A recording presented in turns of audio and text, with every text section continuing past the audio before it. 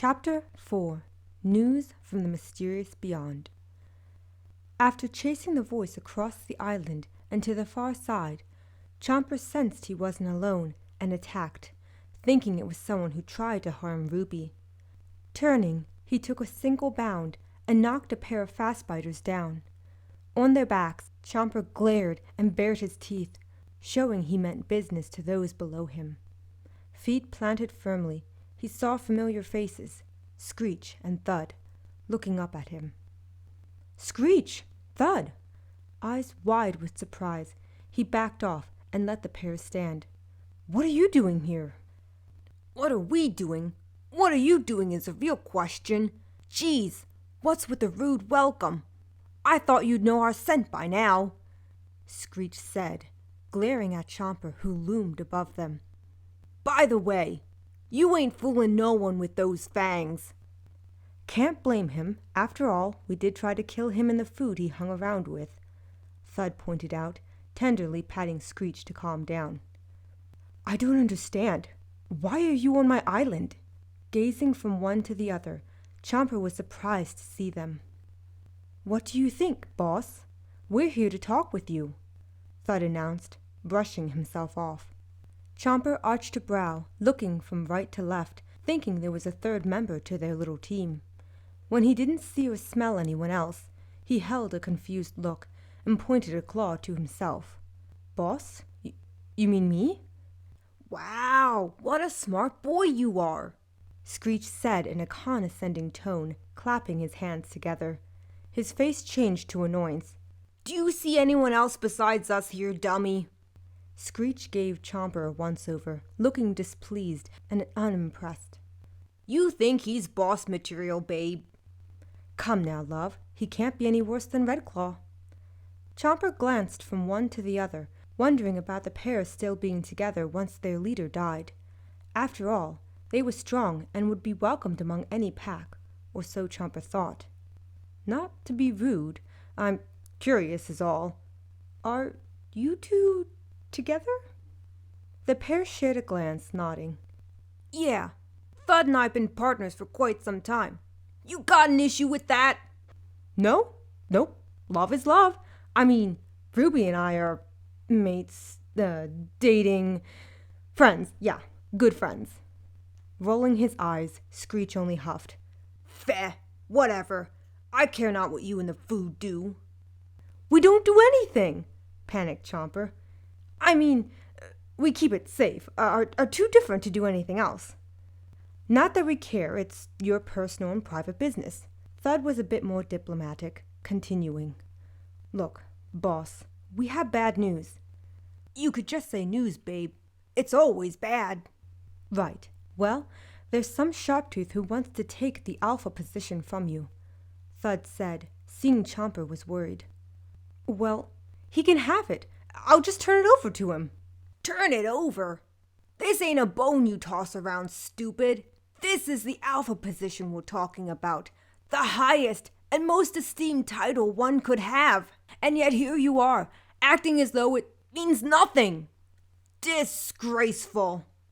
What he means is that no one can just give it over.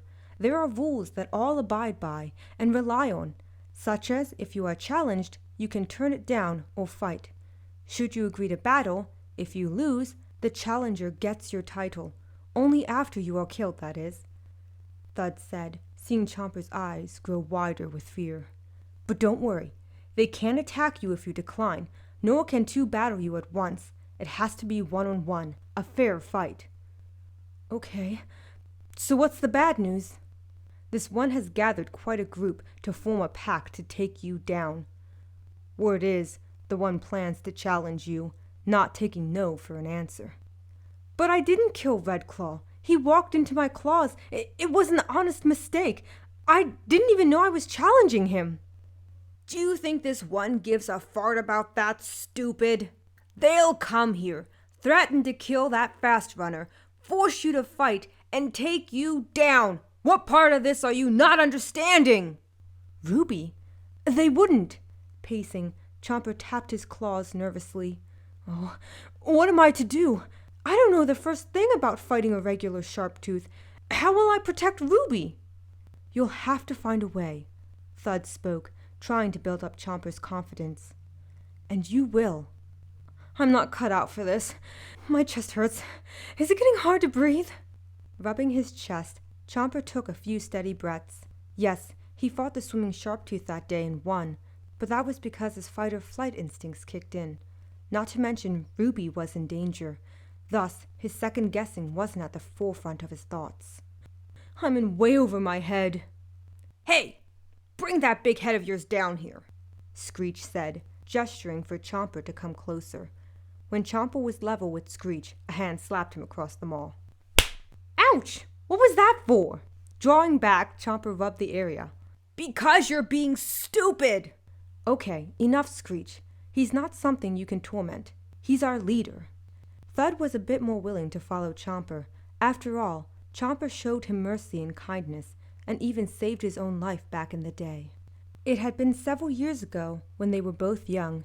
After chasing the kids, an earthshake separated Thud from Screech and Redclaw, trapping him on a piece of land with a little biter and some annoying duckbill. Throughout their time together, Thud teased Chomper about his size and that his friends wouldn't come back for him and would abandon him. When his friends returned and helped him, Thud knew he'd been shown up and accepted that he'd remain stuck, his tail pinned under many rocks. Yet Chomper helped him and showed Thud kindness, regardless of all else, choosing his morals instead of his pride. Dignity that several others relied on, him included. Thud never forgot that day, even letting the gang slip right under their noses. When Redclaw found out later, it was Screech who begged Redclaw to spare Thud's life and allow him to live. That was when the two became official mates. Thud owing that to Chomper too. But that was all in the past. In the present, they needed to focus on the war that brewed. Chomper, I know fighting isn't something you want to do. You may have a little choice, have to battle for your turf, your life, and that fast runner. I'm not sure how else to say this, but we need you to win this war. Knowing Ruby was in danger, Chomper found a bit of courage. Okay, can you give me some pointers? Why not? Not that it'll do much good, Screech chimed in. Till then, get some rest. You'll need it. Thud gestured for Chomper to return to his sleeping spot, burrowing among some brush to get Screech to follow him. Screech cuddled by him, Thud glancing in Chomper's direction. Night, boss. Sleep well, you two, Chomper said with an innocent smile. When Screech knew Chomper couldn't hear, he turned to Thud. Why didn't you tell him about Redclaw's predecessor? Because the less he knows about that one, the better. You remember why Redclaw banished them to the wasteland. How can I forget? As far as the boss knows, it could be anyone. Unaware of the conversation behind him, Chomper left the two and went back to sleep by Ruby, moving slowly to squat and lay down fully. Once by her side, he shut his eyes and held her close, feeling his entire world was in his arms. When the bright circle rose, Ruby was the first to wake, blinking her long lashes a few times. Seeing Chomper still sound asleep, Ruby rose and smiled, nuzzling close to feel his warmth. It was blissful, being by his side, enjoying their time together. Perhaps it was because she almost lost him, but she never wanted to be apart from him again, and would do anything to keep him safe. Lying here with you, listening to the sky water, smiling just to see the smile upon your face. These are the moments I thank the stars that I'm alive. These are the moments I remember all my life. I found all I've waited for,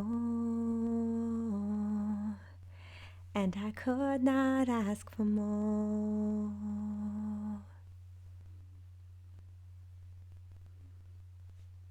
Looking in your eyes, seeing all I need. Everything you are is everything I need. These are the moments I know heaven must exist. These are the moments I know all I need is this. I found all I've waited for, yeah. And I could not ask for more. I could not ask for more than this time together. Could not ask for more than this time with you. Every prayer has been answered. Every dream has come true.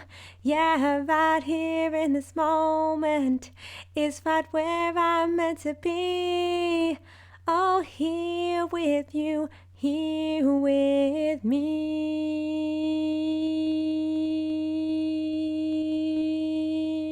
Yeah. These are the moments I thank the stars that I'm alive. These are the moments I remember all my life. I found all I've waited for, yeah. I could not ask for more. I could not ask for more than the love you gave me. Could not ask for more than this time with you. Every prayer has been answered. Every dream has come true. Yeah, right here in this moment is right where I'm meant to be. Oh, here with you, here with me. No, I could not ask for more than this love you gave me, 'cause it's all I've waited for. And I could not ask for more. She admired him. Even in sleep he was peaceful, with not a single bad bone in his body. It was his pureness and innocence he kept in his adulthood that she found interesting, wondering how he kept his morals. After all, he was a Sharptooth, yet he acted far from those she'd met and seen, which begged the question, why was he so gentle? What made him one of a kind? Whatever the case, she was his, and he was hers. Planting a small kiss on his face, she saw him stir, blinking and meeting her gaze. He gave a small laugh, Ruby arching her brow. What's so funny? Sometimes it's hard to believe we're together. I often fear I'll wake and find this was merely a sleep story. Same for me. It's a fantasy come true. A happily ever after I've longed to know. Nose nuzzling his face, she felt his tail wrap around her. I'm glad we're safe. Ruby, I have a question for you. What kind of question? You're really smart, taught me so much. Perhaps I could teach you something. All right. Ruby was intrigued, wondering what he wished to show her. Whatever it was, she'd be willing to learn and accept the challenge. It was funny how things turned around since they reunited, Chomper becoming her protector, and now he was going to teach her something new. She used to be the one looking out for him, defending and educating him. Yet here she was, about to learn something, being the student rather than the teacher. It brought a smile to her face, leaning up to kiss his chin.